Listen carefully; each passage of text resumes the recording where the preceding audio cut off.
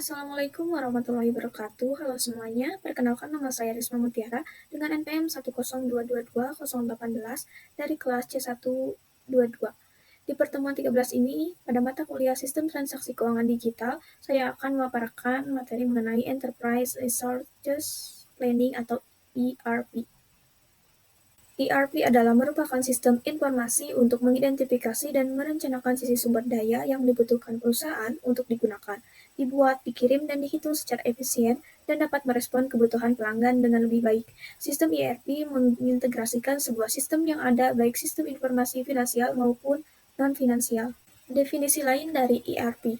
ERP terdiri atas paket software komersial yang menjamin integrasi yang mulus atas semua aliran informasi di perusahaan, meliputi keuangan, akuntansi, SDM, rantai pasok, dan informasi konsumen. Satu basis data, satu aplikasi, dan satu kesatuan antarmuka di seluruh enterprise. Dalam sudut pandang enterprise, keseluruhan organisasi dianggap sebagai sebuah sistem dan departemen adalah subsistem, di mana informasi mengenai semua aspek organisasi disimpan dan dikelola dengan cara terpusat dan adanya transparansi informasi. Resource secara singkat dapat diartikan menjadi sumber daya. Dalam kaitannya dengan enterprise, resource dapat berupa aset perusahaan yang meliputi aset keuangan, SDM, konsumen, supplier, order, teknologi, dan juga strategi.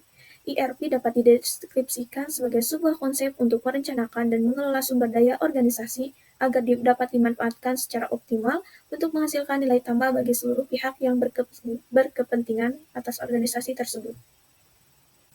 Tujuannya adalah yang pertama untuk mengkoordinasikan bisnis organisasi secara keseluruhan, yang kedua untuk mengotomatisasi dan mengintegrasi banyak proses bisnis, membagi database yang umum dan praktek bisnis melalui enterprise, menghasilkan informasi yang real time dan memungkinkan perpaduan proses transaksi dan kegiatan perencanaan.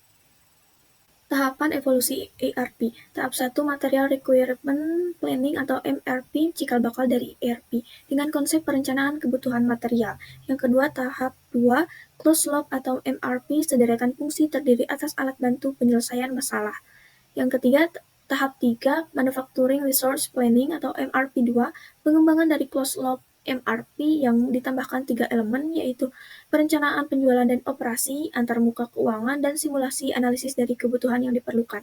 Tahap 4, Enterprise Resource Planning, yaitu perluasan pada beberapa proses bisnis, di antaranya integrasi keuangan, rantai pasok, dan meliputi lintas batas fungsi organisasi. Tahap 5, Extended ERP atau ERP 2, perkembangan dari ERP yang diluncurkan pada tahun 2000 serta lebih kompleks dari ERP sebelumnya. Adapun komponen ERP, ada komponen ERP akuntansi dan keuangan, komponen ERP produksi dan manajemen bahan, komponen ERP SDM, komponen extended ERP, dan komponen e-business.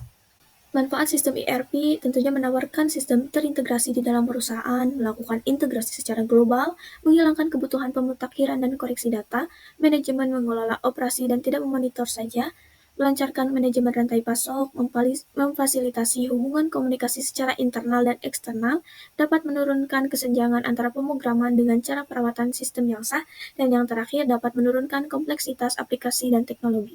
Keuntungan ERP yang pertama akurat atau data yang akurat, yang kedua faster decision making atau pengambilan keputusan yang lebih cepat, yang ketiga lower operation cost yaitu biaya operasi yang lebih rendah, yang keempat bill compliance atau pemenuhan terhadap kebijakan-kebijakan perusahaan atas pendapatannya, dan yang terakhir seamless business operation yaitu operasi bisnis yang lancar. Kelemahan ERP, terbatasnya kostumisasi dari software ERP. Sistem ERP sangat mahal, sulit beradaptasi dengan alur kerja, dan sistem dapat terlalu kompleks, dan data dalam sistem ERP berada dalam satu tempat sehingga meningkatkan risiko kehilangan informasi sensitif. Sedangkan implementasi ERP, yang pertama implementasi sistem ERP tergantung pada ukuran bisnis, perusahaan membutuhkan jasa konsultasi, dan yang ketiga migrasi data. Pendekatan implementasi ERP yang pertama, The Big Bang atau strategi penerapan seluruh modul dalam ERP secara simultan di seluruh fungsi perusahaan. Kedua, step by step atau phase approach, yaitu melakukan implementasi sedikit demi sedikit. Tahap selanjutnya berkonsentrasi mengimplementasikan modul yang terkait. Dan yang ketiga, small bang atau pilot approach, pembuatan model implementasi pada salah satu site atau fungsi perusahaan sebagai pilot project. Kendala implementasi ERP, yang pertama teknis, masalah bahasa, yang kedua budaya menuntut perubahan-perubahan yang harus dilakukan karyawan, yang ketiga politik, contohnya seperti kendala berasal dari dalam atau luar departemen IT, dan juga karyawan IT merasa pekerjaannya akan hilang.